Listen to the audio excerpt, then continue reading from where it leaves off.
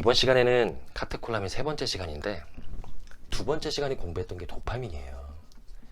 도파민이 카테콜 아민이죠. 왜 그러냐면 도파민이 카테콜 아민의 구조를 가지고 있어요. 카테콜 구조는 벤젠 요 구조에다가 하이드록실 요거 두 개 결합되어 있고, 히드록실 하이드록실 같은 얘기예요. 톰탐 같은 얘기잖아요. 그 다음에 여기에 아민이 이렇게 결합되어 있어요. 아민은 사실 이렇게 씁니다. 아민, 아미노기 다 같은 얘기예요. 이렇게 결합이 되어 있는데 요걸 뭐라 그래요? 카테콜 아민이라고 한다라는 거예요. 도파, 노르, 에피는 다 이 구조를 가지고 있어요. 제가 그냥 도파, 에피, 노르 이렇게 이제 줄여서 씁니다. 그렇게 줄여서 여러분께 말씀을 드릴게요. 이거 다 하려면 복잡하니까. 여러분들도 잘생긴 태 선생에서 그냥 태 선생님이라고 부르잖아요. 잘생긴 거 빼고.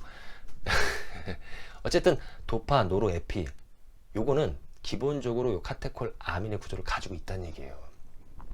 근데 요것만 가지고 있다면 굳이 이름을 이렇게 구별해서 부를 필요가 없잖아요. 그쵸? 그러니까 이 구조에다가 뭔가를 꽂는 거예요. 뭔가를 더하는 거예요. 마치 룰렛 게임처럼. 저는 그렇게 보이는데, 왜냐하면 지난 시간에 공부했던 게 티로신이에요. 그쵸? 이 티로신이라는 아미노산은 구조가 어떠냐면 벤젠 구조가 이렇게 있죠. 그 다음에 거기에 하이드록실 하나 딱 결합되어 있고, 여기에 뭐가 있냐면 아미노기 딱 하나 결합되어 있어요. 그리고 여기에 카르복실, 요거 카르복실이라고 합니다. 요게 결합되어 있어요. 요걸 티로신이라고 하는 거예요. 이 티로신에다가 룰렛 게임을 하는 거예요. 그럼 뭐가 돼요? L도파가 돼요. 여러분, 티로신에 아무 짓도 안 했는데 L도파가 되는 거 아닙니다. 룰렛 게임을 한다 그랬어요. 포도는 가만히 있어도 포도주가 되던데요. 포도에 곰팡이가 생겨서 걔네들이 포도를 포도주로 만들어요. 그런 것처럼 티로신에 아무 짓도 안 했는데 L도파가 될 수가 없어요. 효소가 작용해요. 효소가 작용해서 무슨 짓을 하냐면 여기다가 하이드록실 구조 하나를 결합시켜요. 그럼 뭐가 된다고요? L도파가 되는 거예요. 아, 그런 거구나. L도파가 도파민이 된다고 제가 말씀을 드렸거든요. 그러면 L도파도 가만히 있는데 도파민이 되는 건 아닐 거란 말이에요. 효소가 작용을 해요. 효소가 L도파에 무슨 짓을 한다는 얘기예요. 룰렛 게임을 한단 말이에요. 그러면 뭐가 돼요?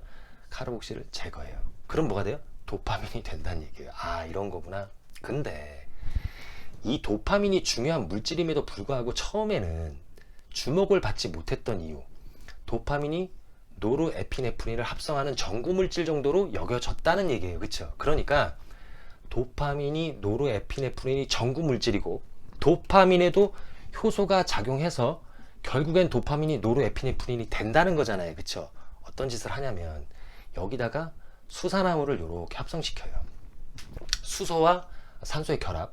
그럼 뭐가 돼요? 노르에피네프린이 되는 거예요. 아, 이런 거구나. 그리고 여기에 또 효소가 작용해요.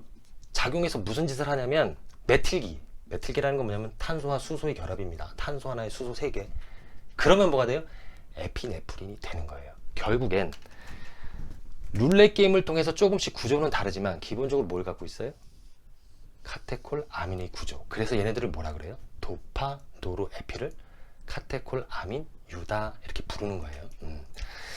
사실은 이 도파민이라는 거, 이거는 칼슨 형님이 처음에 발견했다고는 하고 발견도 하고 그 의미도 부여했다라고 알려져 있지만, 사실은 그 전에 몬테구라는 형님은 1957년 8월, 칼슨 형님은 11월이에요. 그러니까 발견한 건 사실은 몬테구 형님이고 의미를 부여한 건 칼슨 형님이다.